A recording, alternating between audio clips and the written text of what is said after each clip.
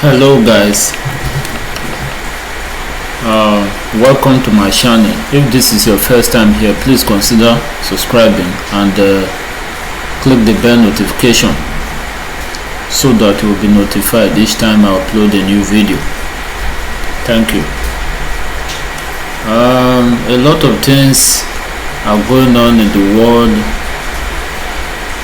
right now, especially the coronavirus. And the virus started in China before it moved around, before it spread to other parts of the world.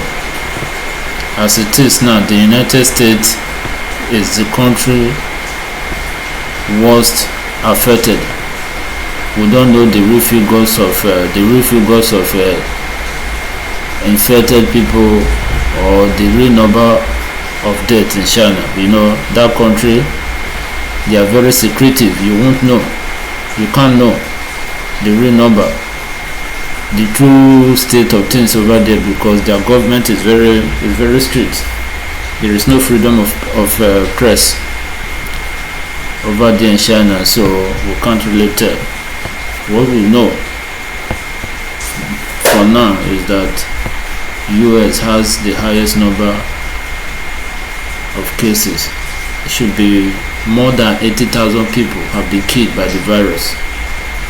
And a lot of countries are asking questions how the virus started in China. According when the virus first broke out, the Chinese government claimed that it started at the wet market in Wuhan. Wuhan is the capital city of the Hubei province in China. The government said that, according to the government, to the CCP, they said it started in Wuhan market.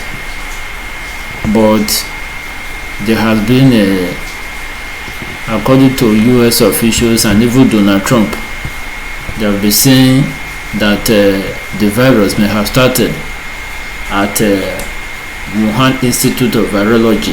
That is, it's a lab where the scientists study viruses. But we don't know. So they have been saying, many countries are saying that there should be an independent investigation to check the origin of the outbreak, how it came to be, so that next time the world will be in a better position to know how to, so that next time something like this will not happen again, because a lot of countries are suffering economically because of the pandemic. And Australia is among the countries that is advocating for independent investigation into the origin of the virus. But China is not happy. China is claiming that the investigation is politically motivated, and that Australia is doing the bidding of the United States. The relationship between China and the US lately have been very bad, especially under this Donald Trump administration. So Australia said, the Australian government said that they will be pushing for the investigation at the World Health Organization. But China have threatened that China have threatened to punish them economically.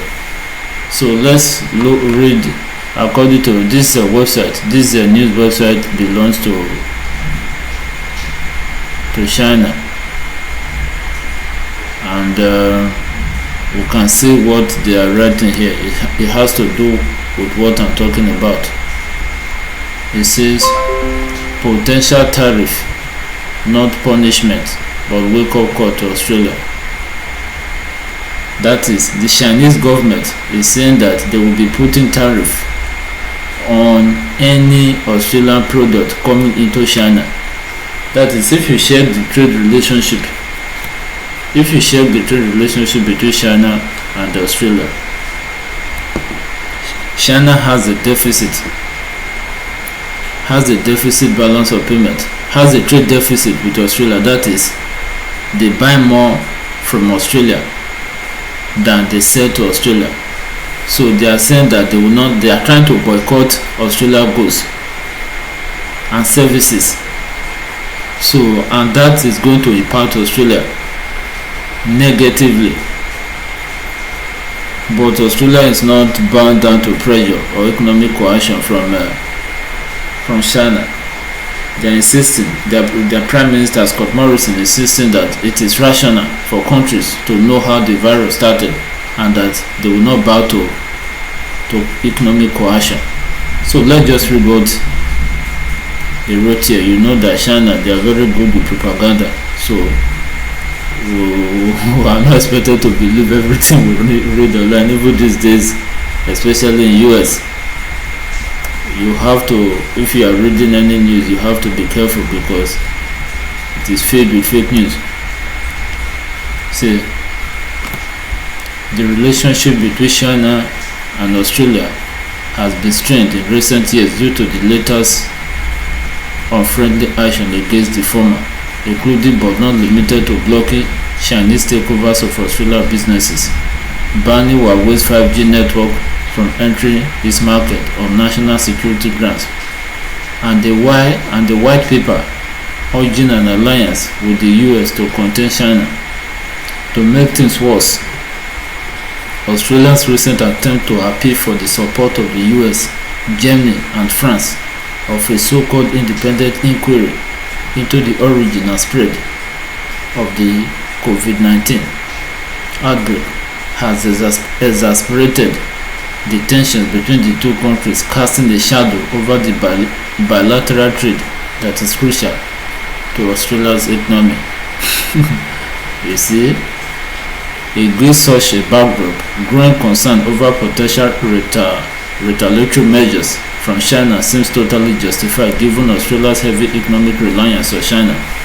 You see, they are saying that Australia depends so much on China economically. That is, if you check the trade relationship, there is the trade partners, Australia trade partners. China is their biggest trading partner. Let's do some Google search.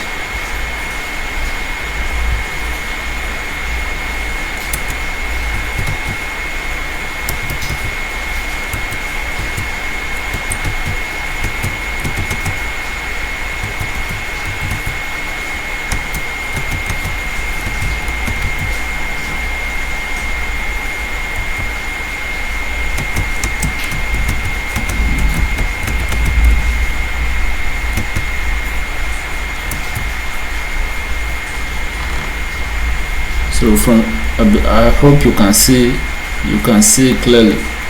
If you check the list here, China, there is China, US, China, Japan, South Korea, United Kingdom, United States, India. China is their biggest trading partner. That is, China imports goods and services worth 89.2 billion annually. I don't know if it is annually, but I think so. So China is their biggest trading partner, but because of Australia's push for independent inquiry,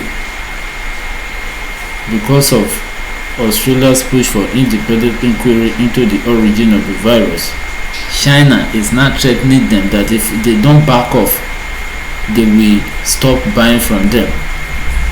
That they will stop buying from Australia. They will boycott Australia goods and services. That is what they are saying. And that is one of the tricks that China used to coerce country to cooperate with them, to do things that is in favor of China. Let's continue. Against such backdrop, growing concern over potential retaliatory measures from China seems totally justified given Australia's heavy economic reliance on China. the latest meat import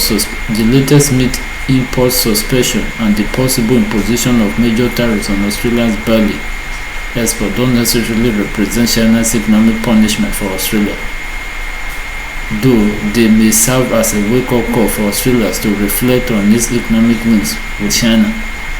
China is the largest destination for Australian exports, accounting for 32.6% of the total in 2018 through 2019. China is also the biggest market for Australia's major products and services, such as coal, iron ore, wine, beef, tourism, and education. Chinese students have been major contributors to Australia's education revenue, accounting for about 1/3 of the country's education exports. You see? Moreover, Australia has become the world's leading exporter of minerals, with China being the biggest buyer. According to General Administration of Customs, China continues to be the largest importer of iron ore with 1.07 billion tons in 2019, while about 17% came from Australia, which thus became the largest exporter of iron ore. China's huge purchases have also made Australia the world's largest exporter of coal and liquefied natural gas. While China is the only choice for Australia's massive commodity exports, Australia is not necessarily the only option for China. There are also other countries like Brazil that can supply huge amounts of iron ore, coal, or LNG to China. Of course, China's willingness to maintain a cooperative relationship with Australia hasn't changed, and it is now up to Australia to decide what to do next. It is worth mentioning that Australia is actually in competition with the US in the Chinese market. If China reduces beef imports from Australia, it could make up for the loss with imports from the US. And the Phase 1 trade deal between the world's two largest economies is a solid guarantee of their trade relations. But there is no guarantee for Australian trade. No one would mourn if it loses Chinese market amid escalating bilateral tensions. If that is the outcome Australia wants to avoid, it is time for the country to start sending positive signals to prevent bilateral relations from further deteriorating. Oh, China, these people, I don't understand them. I don't understand China. I don't know how China became this powerful economically. Many countries just can't do without them, to the extent that even China, even US, find it difficult to convince people not to deal with them, not to relate to them. So guys, let me stop here. I don't know what you think, but you can drop your comment below. Thanks. God bless you.